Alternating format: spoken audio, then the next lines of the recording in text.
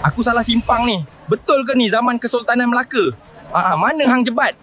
Korang ingat Melaka jatuh sebab meriam Portugis je? Korang silap. Meh aku tunjuk siapa duri dalam daging yang sebenarnya.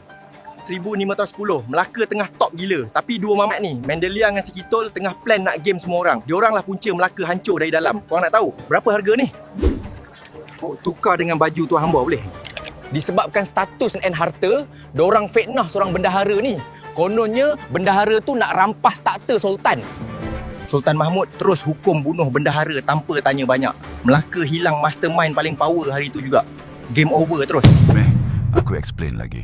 Aku bedah kitab sejarah umat Islam Dr. Hamka dan puncanya jauh lagi gelap. Ego dan insecurity. Kenalkan, Bendahara Tun Mutahir. Dia ni macam CEO Melaka lah. Dialah yang uruskan pelabuhan, ekonomi, waktu Melaka tengah peak. Ada pendapat kata dia ni punya flex boleh tukar baju berkali-kali dalam sehari. Tapi dalam organisasi yang sakit, bila engkau terlalu perform, pemimpin yang lemah takkan nampak engkau sebagai aset, tapi sebagai ancaman. Sultan Mahmud Shah masa tu tengah koyak sebab kempunan kat Tun Fatimah, anak bendahara yang lawa gila. Masuk pula scam politik daripada kaki bodek macam Raja Mudalia. Sultan terus buat keputusan paling bodoh dalam sejarah.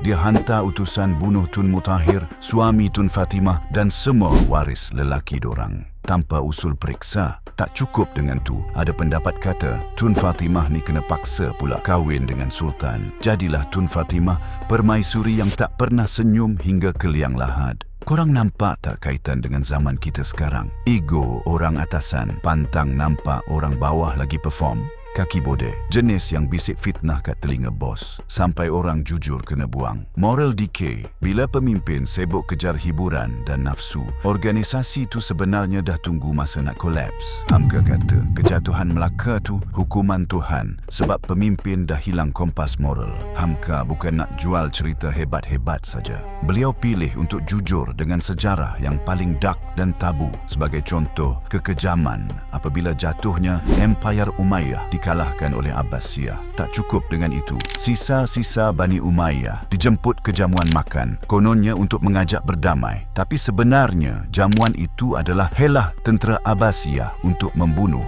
Bani Umayyah. Sejarah pengkhianatan dan gelap Islam ini dah lama wujud dan dikumpulkan oleh Hamka untuk kita teladani.